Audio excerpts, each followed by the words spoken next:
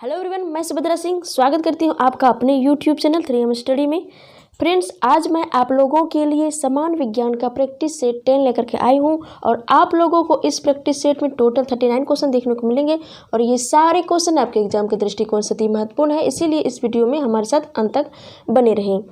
तो चलिए फिर हम लोग इस प्रैक्टिस सेट को स्टार्ट करते हैं। इस प्रैक्टिस सेट को आगे बढ़ाने से पहले अभी तक इस फैमिली सदस्य नहीं बने हैं तो सब्सक्राइब वाले बटन को दबा करके इस फैमिली सदस्य बन जाए और वीडियो को सबसे पहले पाने के लिए बेल आइकन की घंटी को प्रेस कर ले। तो चलिए फिर हम लोग देखते हैं कि इस प्रैक्टिस सेट का आपका फर्स्ट क्वेश्चन क्या है। क्वेश्चन है आपका कि प्रोटीन का संश्लेषण होता है तो किसमें होता है? तो राइबोसोम में प्रोटीन का संश्लेषण होता है। तो इस क्वेश्चन का आपका राइट आंसर हो जाएगा ऑप्शन नंबर बी। क्लियर। अब बढ़ते हैं आपके अगले क्वेश्चन की ओर। क्वेश्चन नंबर आपका 2 है कि माइटोकॉन्ड्रिया का संबंध है तो किससे है? यह श्वसन से संबंधित रखता है। तो इस क्वेश्चन का आपका राइट आंसर हो जाएगा ऑप्शन नंबर सी। क्लियर। अब बढ़ते हैं आपके अगले क्वेश्चन की ओर। क्वेश्चन नंबर आपका 3 है कि कोशिका के अंदर ऊर्जा का निर्माण किसके द्वारा होता है? तो किसके द्वारा होता है? माइटोकॉन्ड्रिया के द्वारा होता है। तो इस क्वेश्चन का आपका राइट आंसर हो जाएगा ऑप्शन नंबर डी। क्लियर। अब बढ़ते हैं आपके अगले क्वेश्चन की ओर। क्वेश्चन नंबर आपका 4 है कि पादप कोशिका में डीएनए होता है। तो डीएनए जो होता है पादप कोशिका में तो कहाँ कहाँ पे होता है? पादप के कौन कौन से भाग में होता है? तो हरित लवक में होता है, केंद्रक में होता है और माइटोकॉन्ड्रिया में भी होता है। तो आपके ऑप्शन के अकॉर्डिंग जो है 3 जो ऑप्शन है इन तीनों में डीएनए होता है, तो इसलिए इसका राइट आंसर हो जाएगा आपका ऑप्शन नंबर डी। क्लियर। अब बढ़ते हैं आपके अगले क्वेश्चन की ओर। क्वेश्चन नंबर आपका 5 है, क्या है देखते हैं कि मानव शरीर के कौन से अंग में लसिका कोशिकाएं बनती है? तो कौन से अंग में? दीर्घास्थि में बनता है। तो इस क्वेश्चन का आपका राइट आंसर हो जाएगा ऑप्शन नंबर बी। और ए में आपका यकृत। यकृत जो होता है मानव शरीर की सबसे बड़ी ग्रंथि होती है और यह जो है बाह्यस्राविक ग्रंथि है। और अग्नाशय जो एक मिश्रित ग्रंथि है जिससे कि इंसुलिन हार्मोन जो निकलता है वह किससे निकलता है? तो वह अग्नाशय ग्रंथि से ही निकलता है। तो इसको भी आप लोग माइंड में रखेंगे। तो क्लियर। अब बढ़ते हैं आपके अगले क्वेश्चन की ओर। क्वेश्चन नंबर आपका 6 है कि कोशिका सिद्धांत का जो प्रतिपादन किया था वह किसने किया था? तो स्लाइडेन और स्वान ने किया था। तो इस क्वेश्चन का आपका राइट आंसर हो जाएगा ऑप्शन नंबर सी। और कोशिका का खोज किसने किया है? रॉबर्ट हुक ने किया है 1665 ईस्वी में। और केंद्रक का जो खोज किया है किसने किया है? रॉबर्ट ब्राउन ने किया है। तो क्लियर। अब बढ़ते हैं आपके अगले क्वेश्चन की ओर। क्वेश्चन नंबर आपका 7 में है कि अर्धसूत्री विभाजन पाया जाता है। तो किसमें पाया जाता है अर्धसूत्री विभाजन? तो आपका जो तरुण पुष्प कलिकाओं में पाया जाता है। तो इस क्वेश्चन का आपका राइट आंसर हो जाएगा ऑप्शन नंबर डी। क्लियर। अब बढ़ते हैं आपके अगले क्वेश्चन की ओर। क्वेश्चन नंबर आपका 8 की ओर बढ़ते हैं। क्वेश्चन नंबर आपका 8 में है कि एटीपी का निर्माण होता है। तो एटीपी का जो निर्माण होता है किसमें होता है? आपका माइटोकॉन्ड्रिया में होता है। तो इस क्वेश्चन का आपका राइट आंसर हो जाएगा ऑप्शन नंबर सी। क्लियर। अब बढ़ते हैं आपके क्वेश्चन नंबर 9 की ओर। क्वेश्चन नंबर आपका 9 है कि किस दूध में लैक्टोज शक्कर का प्रतिशत अधिक होता है? तो आइए हम लोग ऑप्शन में देखते हैं कि ऑप्शन में आपका क्या क्या दिया हुआ है। तो ए में आपका ऑप्शन है गाय का दूध, बी में है बकरी का दूध, सी में है स्त्री का दूध। तो इन तीनों में जो है लैक्टोज शक्कर का जो प्रतिशत होता है वह अधिक होता है। तो इस क्वेश्चन का आपका राइट आंसर हो जाएगा ऑप्शन नंबर डी। क्लियर। अब बढ़ते हैं आपके अगले क्वेश्चन की ओर। क्वेश्चन नंबर आपका 10 है कि हाइड्रोफोबिया रोग होता है। तो यह जो रोग होता है किसके कारण से होता है? जीवाणु से होता है, विषाणु से होता है, कि कवक से होता है, कि प्रोटोजोआ से होता है? तो यह जो रोग होता है यह विषाणु द्वारा होता है। तो इस क्वेश्चन का आपका राइट आंसर हो जाएगा ऑप्शन नंबर सी। क्लियर। अब बढ़ते हैं आपके अगले क्वेश्चन की ओर। क्वेश्चन नंबर आपका 11 में है कि सबसे ज्यादा दिन तक जीवित रहने वाला पक्षी है। तो वह कौन सा पक्षी है? आपका ऑस्ट्रिच है। तो इस क्वेश्चन का आपका राइट आंसर हो जाएगा ऑप्शन नंबर सी। क्लियर। अब बढ़ते हैं आपका क्वेश्चन नंबर 12 की ओर। क्वेश्चन नंबर आपका 12 में है कि चमगादड़ किस वर्ग का प्राणी है? तो यह जो है कौन से वर्ग का प्राणी है? तो यह मैमेलिया वर्ग का प्राणी है। तो इस क्वेश्चन का आपका राइट आंसर हो जाएगा ऑप्शन नंबर ए। क्लियर। अब बढ़ते हैं आपके क्वेश्चन नंबर 13 की ओर। क्वेश्चन नंबर आपका 13 में है कि एथलीट फुट बीमारी होती है, तो यह जो बीमारी होती है वह किसके कारण से होती है या किससे होती है? तो यह जो है फफूंद से होती है। तो इस क्वेश्चन का आपका राइट आंसर हो जाएगा ऑप्शन नंबर बी। क्लियर। अब बढ़ते हैं आपके क्वेश्चन नंबर 14 की ओर। क्वेश्चन नंबर आपका 14 में है कि लीची में खाया जाने वाला भाग कौन सा भाग होता है? तो वह जो है एरिल होता है। तो इस क्वेश्चन का आपका राइट आंसर हो जाएगा ऑप्शन नंबर ए। क्लियर। अब बढ़ते हैं आपका क्वेश्चन नंबर 15 की ओर। क्वेश्चन नंबर आपका 15 में है कि लैंगरहैंस के दीपिकाएं पाए जाते हैं। तो लैंगरहैंस की जो दीपिकाएं होती है वह पैंक्रियाज में होती हैं, जिसको कि हम लोग अग्नाशय के नाम से भी जानते हैं पैंक्रियाज को। तो पैंक्रियाज के जो दो भाग होते हैं, एक भाग होता है जो कि अंतःस्रावी का भाग होता है, अंतःस्रावी ग्रंथियां होती है एक भाग में होता है बाह्यस्रावी ग्रंथियां। तो अंतःस्रावी ग्रंथियों के अंतर्गत ही जो है लैंगरहैंस दीपिकाएं होती है, जो कि 5 वर्गों में विभाजित होती है।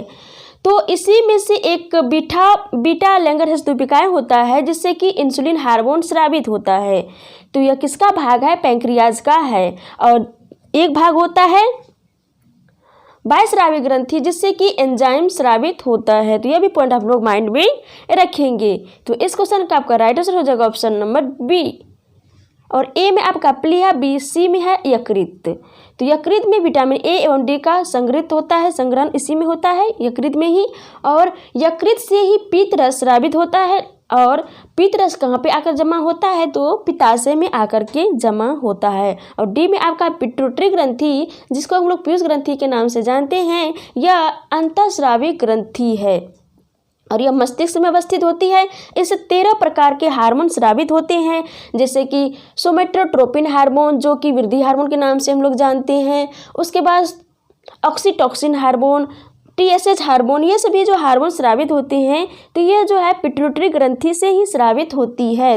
तो इन सारे को आप लोग माइंड में रखेंगे। क्लियर। अब बढ़ते हैं आपके क्वेश्चन नंबर 16 की ओर। देखते हैं क्वेश्चन नंबर 16 में आपका क्या है। 16 में आपका है कि रुधिर परिसंचरण तंत्र की खोज करने वाले प्रथम वैज्ञानिक थे। तो वह कौन थे? वह जो थे विलियम हार्वे थे। तो इस क्वेश्चन का आपका राइट आंसर हो जाएगा ऑप्शन नंबर ए। क्लियर। और सी में आपका है रॉबर्ट ब्राउन। तो रॉबर्ट ब्राउन केंद्रक का खोज किए हैं, रॉबर्ट हुक कोशिका का। तो क्लियर। अब बढ़ते हैं आपके क्वेश्चन नंबर 17 की ओर। क्वेश्चन नंबर आपका 17 में है कि विषाणुओं की खोज की थी। तो किसने की थी विषाणु की खोज? इवानोव्स्की ने विषाणु की खोज की थी। तो इस क्वेश्चन का आपका राइट आंसर हो जाएगा ऑप्शन नंबर सी।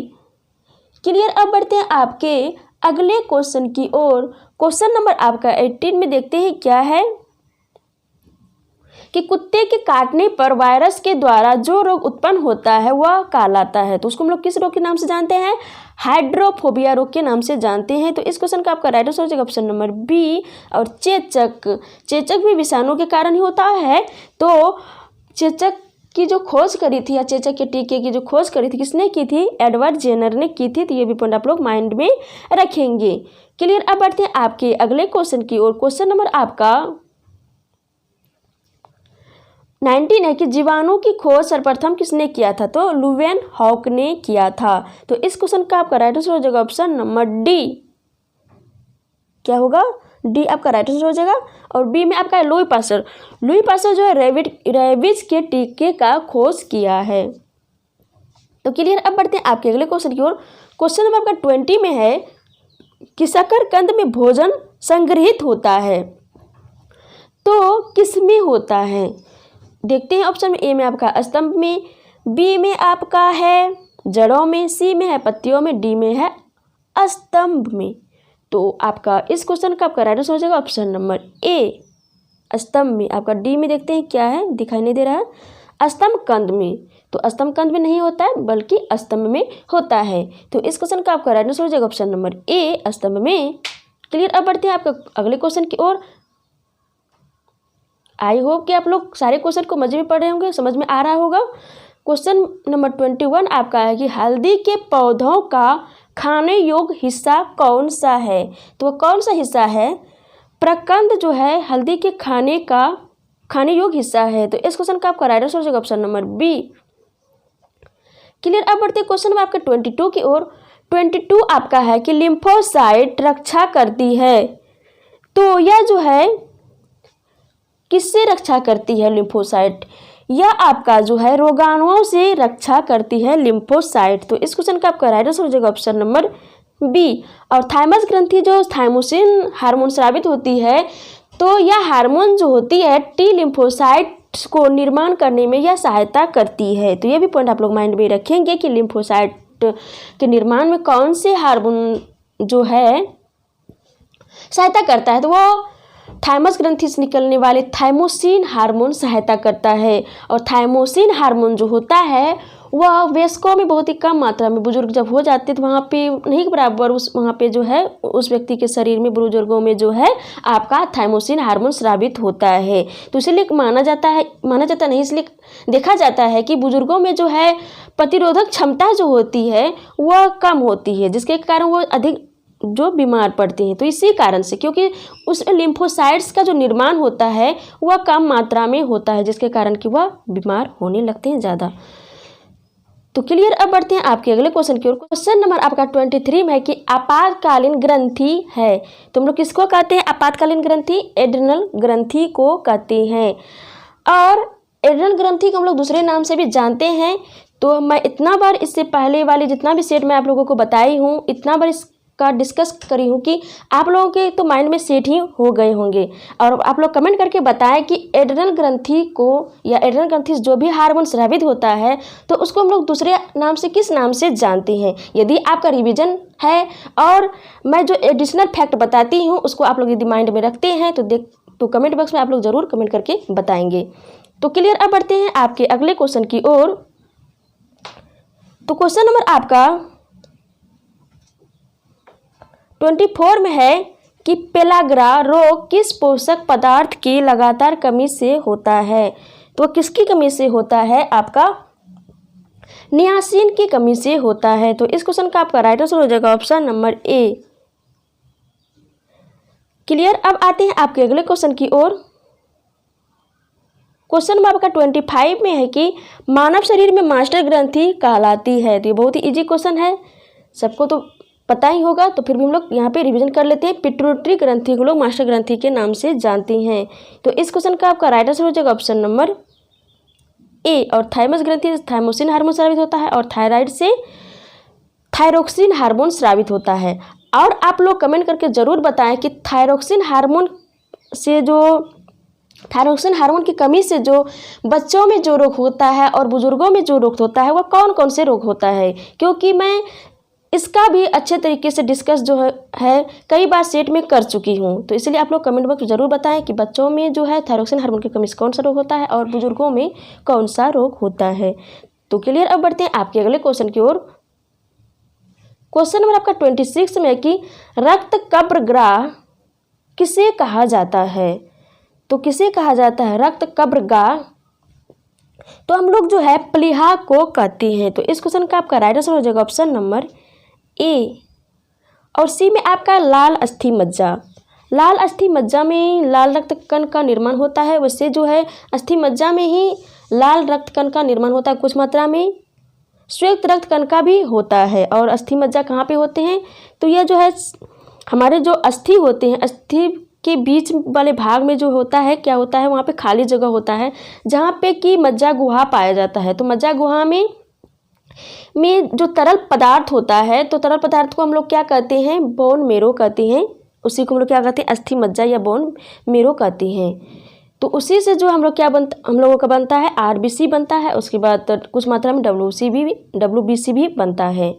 और वहीं पे जो है कैल्शियम, ये सभी जो पदार्थ होते हैं, फास्फोरस कुछ मात्रा में संग्रहित रहता है। जब हमारे शरीर को उसका ज़रूरत पड़ती है तो वहाँ से जो है अस्थि जो होती है उसको ट्रांसफ़र कर देते हैं ब्लड में। तो ये सारे पॉइंट आप लोग माइंड में रखेंगे। क्लियर। अब बढ़ते हैं आपके अगले क्वेश्चन की ओर। क्वेश्चन नंबर आपका 27 में है, देखते हैं कि क्या है कि कौन सा खनिज लवण शरीर में बहुतायत मात्रा में पाई जाती है? तो वह कौन सा पदार्थ है आपका? तो वह है आपका कैल्शियम। तो इस क्वेश्चन का आपका राइट आंसर हो जाएगा ऑप्शन नंबर बी। वैसे हम लोग ये बात करें, हाँ खनिज लेवल की बात है, लेकिन यह बात करें कि हमारे शरीर में सबसे अधिक जो है किसकी मात्रा पाई जाती है, तो वह ऑक्सीजन होगा आपका, लेकिन यहाँ ऑप्शन के अकॉर्डिंग जो है आपका कैल्शियम होगा। तो क्लियर। अब बढ़ते हैं आपके अगले क्वेश्चन की ओर। क्वेश्चन नंबर आपका 28 में कि लड़का पैदा होगा जब जो है क्या होगा, तो ऑप्शन देखते हैं कि ए में है कि XX गुणसूत्र हो, बी में आपका है कि YY गुणसूत्र हो, सी में है कि आपका XY गुणसूत्र हो, और डी में आपका है XXYY गुणसूत्र हो। तो लड़का कब पैदा होता है, जब XY गुणसूत्र होता है तब। तो इस क्वेश्चन का आपका राइट आंसर हो जाएगा ऑप्शन नंबर सी। क्लियर। अब बढ़ते हैं आपके अगले क्वेश्चन की ओर। क्वेश्चन नंबर आपका 29 में है कि स्तनधारियों में मुख्य उत्सर्जी पदार्थ होता है, तो वह कौन सा पदार्थ होता है, वह यूरिया होता है। तो इस क्वेश्चन का आपका राइट आंसर हो जाएगा ऑप्शन नंबर ए।